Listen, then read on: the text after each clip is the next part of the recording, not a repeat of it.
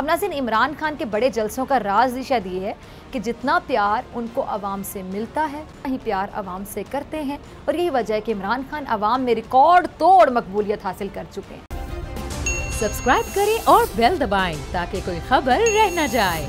मैं हूं डॉक्टर फिजा अकबर खान और मैं हूं पाकिस्तान, और आप देख रहे हैं पाकिस्तान के सबसे बड़े न्यूज़ चैनल का नंबर 1 प्रोग्राम ऐसे नहीं चलेगा। एक लड़का अपने वालिद के साथ पहाड़ों के दरमियान टहल रहा था। अचानक वो अपना तवाज़ुन बरकरार नहीं रख सका और गिर पड़ा। अच्छा, उसे चोट लगी तो बेसाख्ता उसके हल्क से चीख निकल गई। उस लड़के की हैरत की इंतहा न रही जब उसे पहाड़ों के दरमियान किसी जगह से वही आवाज़ यानी चीख दोबारा सुनाई दी। तजस्सुस से वो चीख पड़ा, तुम कौन हो? उसे जवाब में वही आवाज़ सुनाई दी कि तुम कौन हो। उस जवाब पर लड़के को गुस्सा आ गया। वो चीखते हुए बोला कि कौन बुज़दिल मेरी नकल उतार रहा है। उसे जवाब में भी यही बुज़दिली का ताना मिला। फिर लड़के ने अपने वालिद की तरफ देखा, पूछा कि ये हो क्या रहा है। उसका वालिद मुस्कुराया और बोला कि मेरे बेटे, अब ध्यान से सुनो। और फिर लड़के के वालिद ने पहाड़ों की समत देखते हुए सदा लगाई, मैं तुम्हें खिराजे तहसीन पेश करता हूँ। आवाज़ ने जवाब दिया, मैं तुम्हें खिराजे तहसीन पेश करता हूँ। वो शख्स दोबारा चीख कर बोला, तुम चैंपियन हो। आवाज़ ने जवाब दिया, तुम चैंपियन हो। लड़का हैरान रह गया, लेकिन उसकी समझ में कुछ नहीं आया कि आखिर हो क्या रहा है। तब उसके वालिद ने उसे समझाया कि लोग आवाज़ के पलटने के अमल को बाज़गश्त कहते हैं, लेकिन हकीकत में ये ज़िंदगी है। ये तुम्हें हर वो चीज़ लौटा देती है जो तुम कहते हो या करते हो। अब नाज़रीन, इस कहानी से एक सबक मिलता है कि हम अच्छा अमल करेंगे, हमें बदले में अच्छाई का ही जवाब मिलेगा, यानी अच्छाई का बदला अच्छाई। और अगर हम बुराई करेंगे तो हमें बुराई का जवाब बुराई से ही मिलेगा। अब इमरान खान साहब अपने अंदाज़े सियासत की वजह से अवाम में बेपनाह मकबूलियत हासिल कर चुके हैं। बकौल उन्होंने अपने दौरे हुकूमत में ऐसी खारिजा पॉलिसी बनाई जो मुल्क को हर किस्म की ग़ुलामी से निकालने में मददगार साबित हो रही थी। कश्मीर का मुकदमा, इस्लामोफोबिया के ख़िलाफ़ जहाद, इमरान खान के वो अजीम काम कह लें जिसकी वजह से अवाम के दिलों में उन्होंने बसेरा कर लिया। महंगाई के ख़िलाफ़ और मईशत के अलावा इमरान खान ने और भी ऐसे काम किए हैं जो काबिल तहसीन है। इसलिए इमरान खान को पलट कर अवाम की तरफ से क्या मिल रहा है? मोहब्बत ही मोहब्बत मिल रही है। अच्छा, अब दूसरी जानिब मुत्तहिदा हुकूमत के चूँकि अपने जो मुफादात थे उन्होंने अपने मुफादात की सियासत को अव्वलीन तरजीह दी, तो फिर बदले में अवाम भी उनसे उकता गए। अब हर तरफ इमरान खान का चर्चा हो रहा है। अब ज़रा मुलाहिज़ा कीजिए, कल जेहलुम में इमरान खान ने इतना बड़ा पावर शो किया और इमरान खान ने जेहलुम की अवाम की बेपनाह प्यार पर समाजी राब्ते की वेबसाइट पर उनका शुक्रिया भी अदा किया। इमरान खान ने ट्वीट करते हुए लिखा कि जी, बड़ी तादाद में निकलने, खुसूसन ख़वातीन और घरानों की शिरकत पर जेहलुम आपका शुक्रिया। मैं एक कौम को तश्कील पाते देख रहा हूँ। अब नाज़रीन, इमरान खान के बड़े जलसों का राज ही शायद ये है कि जितना प्यार उनको आवाम से मिलता है वही प्यार आवाम से करते हैं, और यही वजह है कि इमरान खान आवाम में रिकॉर्ड तोड़ मकबूलियत हासिल कर चुके हैं। इसी को कहते हैं ना, रिकॉर्ड तोड़ मकबूलियत, जो कि हासिल कर ली इमरान खान ने। अच्छा, इमरान खान ने जलसे में कल बहुत अहम बातें की। क्या कहना था, पहला क्लिप टीम चलाइएगा। सुना आपने इमरान खान को। जहां इमरान खान ने अपनी हुकूमत की कारकर्दगी बताई है, वहीं उन्होंने अपनी खारिजा पॉलिसी से मुतालिक अवाम को आगाह किया, और साथ ही इमरान खान ने शहबाज शरीफ के इल्ज़ाम का जवाब दिया कि वो इदारों पर तनकीद करते हैं।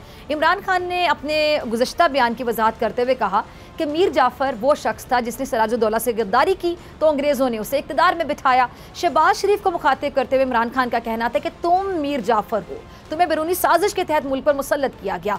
मीर जाफ़र जिसने सिराजुद्दौला से उस वक्त गद्दारी की जब वो अंग्रेज़ों से लड़ रहा था। अंग्रेज़ों ने गद्दारी करने पर मीर जाफ़र को हुकूमत दी और इसी तरह अमरीका ने शहबाज शरीफ को ऊपर बिठाया।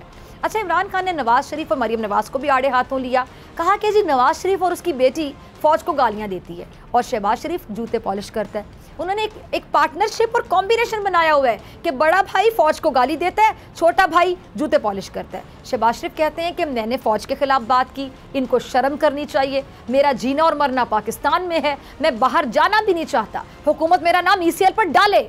हमारी हुकूमत के दौर में नरेंद्र मोदी को जुर्रत नहीं हुई कि हमारी फ़ौज के ख़िलाफ़ बात करे। डॉन लीक्स का क्या था कि नवाज शरीफ भारत को कहता था कि मैं दोस्ती चाहता हूँ, फ़ौज ने। भारत ने मेरे और पाक फ़ौज के ख़िलाफ़ प्रोपेगेंडा किया।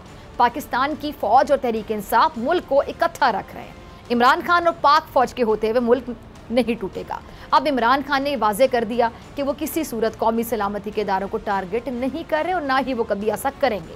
अच्छा नाज़रीन, वो लोग जो ये कहते थे कि इमरान खान और इस्टेब्लिशमेंट में दरार पड़ गई है, उनके उस प्रोपेगेंडे का तासुर एक सीनियर सहाफ़ी ने ज़ाइल कर दिया। सीनियर सहाफ़ी कहते हैं कि जेहलम वो शहर जहां अवाम की अक्सरियत का ताल्लुक पाक फ़ौज से है, यानी ज़्यादातर घराने वो हैं जिसका कोई ना कोई फ़र्द फ़ौज में है। और ऐसे में अगर पाक फ़ौज और इमरान खान में कोई मसला होता तो फिर इतनी बड़ी तादाद में अवाम जलसा गा का रुख कैसे कर सकती थी। इमरान खान का जेहलम में कामयाब पावर शो इस बात की दलील है कि इमरान खान को पाक फ़ौज के घराने उतना ही प्यार करते हैं जितना इमरान खान उन्हें मोहब्बत करते हैं। जहाँ इमरान खान नए इलेक्शन की बात कर रहे हैं, वहीं पे ख्वाजा आसिफ भी नए इलेक्शन के हवाले से कुछ फरमा रहे हैं। क्लिप चलाइएगा ख्वाजा आसिफ का। सुना आपने ख्वाजा आसिफ को। ख्वाजा आसिफ ने नवंबर में आम इंतखाबात का इम्कान ज़ाहिर किया है और ख्वाजा आसिफ साहब ये कहते हैं कि तब तक निगरान हुकूमत होगी और ये भी हो सकता है कि नवंबर से पहले ही निगरान हुकूमत चली जाए और नई हुकूमत आ जाए। ख्वाजा साहब ये भी समझते हैं कि उनकी जमात ने हुकूमत में आकर बड़ा ख़तरा मोल दिया है। अच्छा नाज़रीन, नून लीग में और भी कई ऐसे रहनुमा हैं जो इस वक्त हुकूमत का हिस्सा नहीं बनना चाहते थे, क्योंकि वो ये बात अच्छे तरीके से शायद जानते थे, समझ चुके थे कि अगर उनकी जमात इक़्तिदार में आती है तो फिर इन्हें सख्त माशी चैलेंजेस का सामना करना पड़ेगा। और तहरीक इंसाफ इसीलिए तो कह रही है कि मौजूदा हुकूमत से जो हालात हैं वो नहीं संभल रहे हैं, वो फौरी तो नए इलेक्शन करवाए। लेकिन आसिफ अली जरदारी साहब वो क्या फरमा रहे हैं, ज़रा सुनिएगा।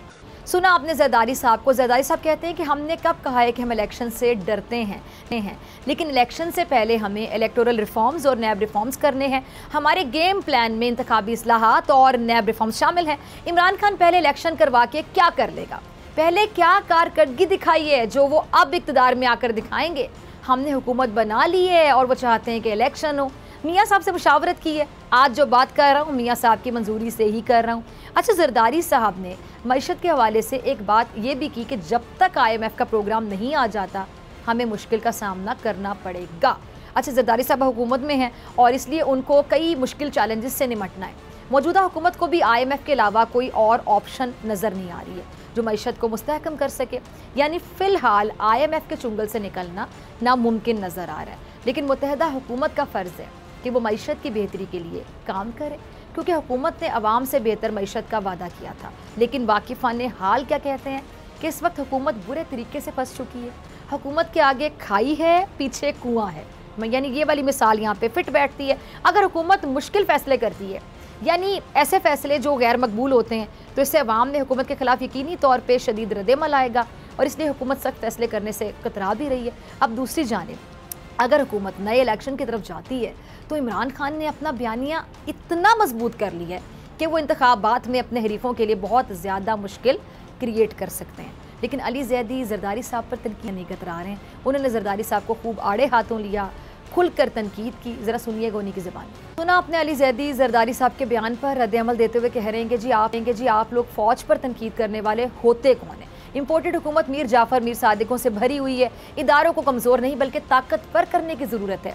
अच्छा, अली ज़ैदी ने शहबाज शरीफ और उनकी काबीना की लंदन परवाज़ भरने पर भी बड़ा एतराज़ उठाया कि हमें बताया जाए कि ज़मानतों पर रिहा होने वाली काबीना इलेक्शन कमीशन में क्या करने गई है। ये लोग लूटी हुई रकम वापस ले आएँ तो मुल्क की मईशत खुद ब खुद बेहतर हो जाएगी। लेकिन नाज़रीन, मरियम नवाज़ को तो कुछ बेहतर नहीं लगता, क्योंकि उनके असाबों पर सिर्फ नाम सवार है और वो नाम है इमरान खान। आज भी मरियम की तकरीर इमरान खान का नाम लिए बगैर मुकम्मल नहीं हो सकी। ज़रा सुनिएगा। सुना आपने मरियम नवाज़ को। मरियम नवाज़ सवाबी जलसे में कहती हैं कि सवाबी की अवाम ने रियासती मशीनरी के इस्तेमाल को मुस्तरद करते हुए नून लीग को फतह दिलवाई है। मरियम नवाज़ बात किस तरह से, या कह लें कि बात को किस तरह से तोड़ मरोड़ कर पेश करती हैं, ये उन्हीं का खासा है। लेकिन सच ये है कि इमरान खान ने कभी भी ज़िमनी इलेक्शन जीतने के लिए रियासती मशीनरी का इस्तेमाल नहीं किया, क्योंकि KPK के बल्दियाती इंतखाबात हों चाहे कोई भी ज़िमनी इलेक्शन, वहाँ तहरीक इंसाफ ने रियासती मशीनरी का इस्तेमाल नहीं किया। अगर किया होता तो जो कम वोटों के मार्जिन से जहां तहरीक इंसाफ को शिकस्त हुई, कम से कम वो नशिस्तें तो आसानी से तहरीक इंसाफ रियासती मशीनरी का इस्तेमाल करके हासिल कर सकती थी ना। अच्छा, मरियम नवाज़ मुल्क की तबाही का जिम्मेदार इमरान खान को ठहरा रही हैं, जबकि अब तो हुकूमत मरियम के चचा के हाथों में है। लेकिन ऐसे वक्त में जहाँ डॉलर 190 रुपये की बुलंद तरीन सतह पर पहुँच जाए, जहाँ बिजली की लोड शेडिंग हो रही हो, जहाँ बिजली की कीमतों में इजाफा हो रहा हो, जहाँ आटे गंदम की किल्लत पैदा हो गई हो, लेकिन शहबाज शरीफ की तवज्जो का मरकज़ अवामी मसाइल नहीं बल्कि बड़े भाई बने हुए हों, तभी तो वो नवाज शरीफ के एक बुलावे पर दौड़ कर लंदन चले गए। ना शहबाज शरीफ साहब किसी सरकारी दौरे पर है और ना किसी मुल्क की दावत पर। वो बाहर गए हुए हैं, बल्कि वो सिर्फ अपने भाई से मिलने के लिए, मीटिंग करने के लिए लंदन पहुंचे हुए हैं और मुल्क को तन्हा छोड़े हुए हैं। बेहतर होता कि नवाज शरीफ लंदन बैठने की बजाय खुद ही वापस आ जाते। उनका अपना भाई वजीर आज़म है, तो वो यहाँ केसेस का सामना करते। ये नहीं हो सकता कि पाकिस्तान के फैसले लंदन में किए जाएं। अच्छा, नून लीग जहाँ खुद मुश्किलें पैदा कर रही है, वहीं पर उमर सरफराज चीमा भी नून लीग के आगे डटे हुए हैं। ज़रा सुनिएगा। सुना आपने, चीमा साहब कहते हैं कि जी अदालतों से इंसाफ नहीं मिलेगा तो लोग सड़कों पर निकलेंगे। वो अब भी आईनी तौर पर गवर्नर पंजाब हैं। पाकिस्तान के सबसे बड़े सूबे में गुंडागर्दी हो रही है। पंजाब में इस वक्त 2 वज़ीर आला हैं। फौरी तौर पर इलेक्शन का ऐलान किया जाए। अब हर तरफ से नए इलेक्शन की सदाएं गूंज रही हैं और देखा जाए तो पंजाब में बहरान उस वक्त तक ख़त्म नहीं होगा जब तक नए इंतखाबात नहीं कराए जाते, क्योंकि अगर पंजाब में तहरीक इंसाफ के मुनहरिफ अरकान के खिलाफ भी फैसला आ जाता है तो फिर उस वक्त भी बुरहान ख़त्म नहीं होगा। जो बहरान है वो कभी ख़त्म नहीं होगा, बल्कि शिद्दत इख्तियार करता चला जाएगा। और आज कौमी असम्बली के तहरीक इंसाफ के 20 अरकान असम्बली के हवाले से इलेक्शन कमीशन ने अपना फैसला सुना दिया। इलेक्शन कमीशन ने पीटीआई मुनहरिफ जो अरकान कौमी असम्बली हैं उनसे मुतालिक रेफरेंस मुस्तरद कर दी और इलेक्शन कमीशन ने ही पीटीआई के 20 मुनहरिफ अरकान की कौमी असम्बली की रुकनीत ख़त्म करने के रेफरेंसेस खारिज कर दिए। अब ये फैसला इलेक्शन कमीशन की तरफ से जारी किया गया है, जबकि सुप्रीम कोर्ट में 63A के तहत ही केस अब भी ज़ेर समात है और सुप्रीम कोर्ट में ज़ेर समाती मुकदमा तहरीक इंसाफ की वाहिद उम्मीद की किरण भी कहा जा सकता है। लेकिन तहरीक इंसाफ शुरू दिन से इलेक्शन कमिश्नर की जानिबदारी पर शक कर रही है और अब इलेक्शन कमीशन के इस फैसले के इंसाफ ने मायूसी का इजहार किया है। अच्छा, आज ही फवाद चौधरी और फैसल वादा ने इलेक्शन कमीशन और इसके सरबराह पर कई सवालात खड़े किए हैं। ये जरा क्लिप देखिएगा। तहरीक इंसाफ का मौक़िफ़ ये कि जी अगर 20 मई से पहले इलेक्शन का ऐलान नहीं हुआ तो पाकिस्तान में श्रीलंका से भी बदतरीन सूरत हाल पैदा हो सकती है, क्योंकि तहरीक इंसाफ इसकी वजह ये बताती है कि पाकिस्तान की आबादी श्रीलंका की आबादी से बहुत ज़्यादा है। लोग जिस तरह गुस्से में हैं, ऐसे में हुकूमत अवाम से खिलवाड़ ना करे, आइन और कानून के मुताबिक चले, वरना ऐसे तो नहीं चलेगा। सब्सक्राइब करें और बेल दबाएं ताकि कोई खबर रह न जाए।